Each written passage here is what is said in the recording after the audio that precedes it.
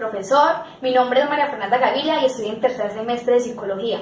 Bueno, en el día de hoy les voy a hablar sobre el diseño experimental y no experimental. Vamos a empezar con el diseño experimental. ¿Qué es? Bueno, el término experimental tiene al menos dos acepciones. La primera, que es general, y la segunda, que es particular. En la general se refiere a elegir o realizar una acción y después observar consecuencias. En la particular es más como la armónica, con un sentido científico en el que se manipulan una o más variables, ya sean dependientes o dependientes. Entonces, Creswell y Reicher, que eran dos autores muy importantes, llaman a los experimentos estudios de intervención porque un investigador genera una situación para tratar de explicar cómo afecta a quienes participan en la comparación con quienes lo hacen. Entonces, aparecen también algunos ejemplos de las variables dependientes y dependientes, independientes y dependientes. Pues les voy a decir dos que son muy fáciles de entender. El primero es un tratamiento psicológico. ¿Qué es lo que hace el tratamiento psicológico? Pues tratar ya sea la depresión, la ansiedad, la agresividad.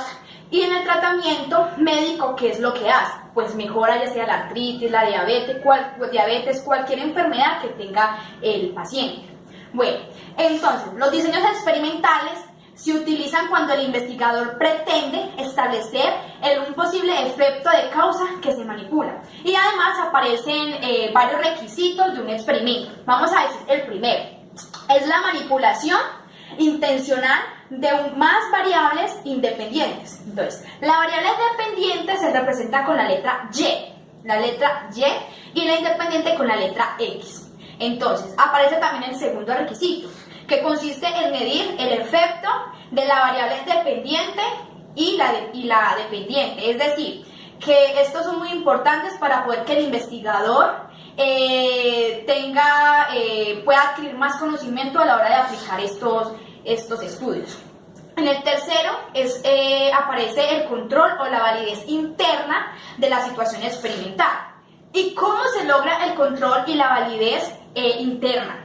Bueno, se requiere de tres pasos.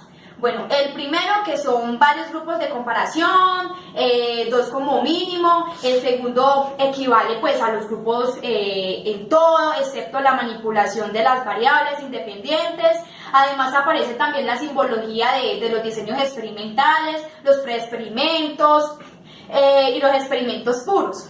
Son aquellos que reúnen los dos requisitos para lograr el control y la validez interna. Y los experimentos puros desencadenan dos puntos que son muy importantes para que el experimento sea más completo, sea más entendible a la hora de aplicarlo.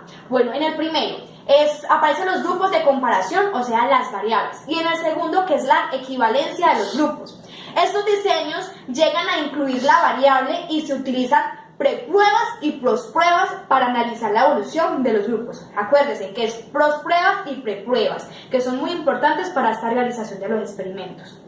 Entonces, antes y después del tratamiento experimental, se utilizan, aparecen también los diseños de grupos como los de Solomon, diseños experimentales, diseños cronológicos múltiples, diseños factoriales, diseños cuasi experimentos. Entonces, hay que tener en cuenta cuáles son los pasos que se necesitan para un experimento. Bueno, se necesitan de tres. El primero, decidir cuántas variables independientes y dependientes deberían incluirse. El segundo, elegir los niveles de manipulación de las variables independientes y traducirlas en tratamientos experimentales. Y la tercera es desarrollar el instrumento para medir las variables dependientes. Aparece también una cuarta y quinto tema de esos experimentos, que es seleccionar una muestra de casos o personas del perfil que nos interesa.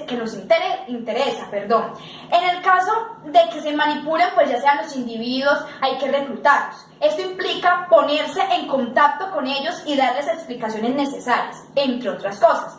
Bueno, espero pues que les haya quedado bien, que es el diseño experimental. Pero también tenemos que explicar pues el diseño no experimental, que también es muy importante para una investigación.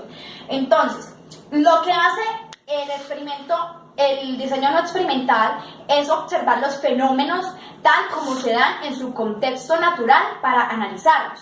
Entonces, en un estudio no experimental no se genera ninguna situación, sino que se observan las situaciones ya existentes no provocadas intencionalmente en la investigación por quien la realiza. Entonces, ¿cuántos son los tipos de diseño experimental? Entonces, ¿cuáles son los tipos de diseño experimental? Para que lo tengan en cuenta. Entonces, aparece la A, que es analizar cuál es el nivel de uno o más diversas variables en el momento dado. La B, que es evaluar una situación, la comunidad o fenómeno o contexto en un punto del tiempo. Y la C, que es determinar o ubicar cuál es la relación entre un conjunto de variables a un momento. Entonces, aparece también la investigación transeccional o transversal y los diseños transeccionales o exploratorios, los diseños descriptivos, correlacionales, entre otros. Bueno, compañeros y profesores, espero que hayan entendido este tema, que es muy importante para nosotros como psicólogos en formación. Muchísimas gracias.